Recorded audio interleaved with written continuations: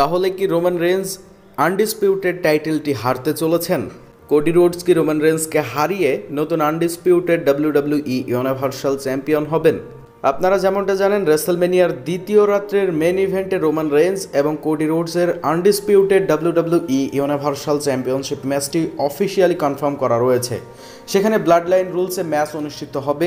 সেই ম্যাচটির মধ্যে rock, J Uso, Simi Uso, solo সিকুয়া, blood লাইনের যেই কোনো মেম্বার ইচ্ছা করলেই ইন্টারফেয়ার করতে পারে।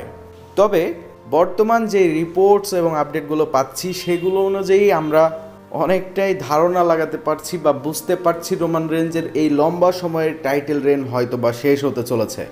অর্থাৎ রোমান রেঞ্জ হয়তো বা কোডি রোডসের কাছে হারতে চলেছে এবং কোডি রোডস রোমান রেঞ্জকে হারিয়ে নতুন আনডিসপিউটেড ডাব্লিউডাব্লিউই ইউনিভার্সাল চ্যাম্পিয়ন হতে চলেছে। অর্থাৎ কোডি রোডস তিনি তার স্টোরি ফিনিশড করতে চলেছে আগামীকালকের রেসলমেনিয়ার মেইন ইভেন্টে। ব্লাড লাইন রুলসের মধ্যে যে কোনো রেসলার যে কোনো সময় ইন্টারফেয়ার করবে, সেটা ব্লাড লাইনের রুলসের মধ্যে অনুষ্ঠিত হবে।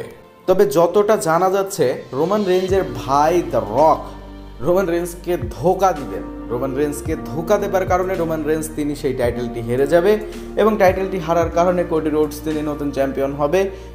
শুধু এই নয়, বেশ কিছু সম্ভাব্য বিষয় আমাদের সামনে উঠে আসছে, সেগুলো অনুযায়ী সব কিছু মিলিয়েই বোঝা যাচ্ছে রোমান রেঞ্জ হয়তো বা চ্যাম্পিয়নশিপটি হারতে চলেছেন আগামীকালকের রেসলমেনিয়াতে। তবে আমি আশা করব রোমান রেঞ্জ যেন এই চ্যাম্পিয়নশিপটি না হারে। দেখা যাক কি হয় আগামীকালকের রেসলমেনিয়াতে। আপনাদের কি মনে হয়, কে জিতবে, রোমান রেঞ্জ নাকি কোডি রোডস? অবশ্যই কমেন্ট করে জানাবেন। ধন্যবাদ।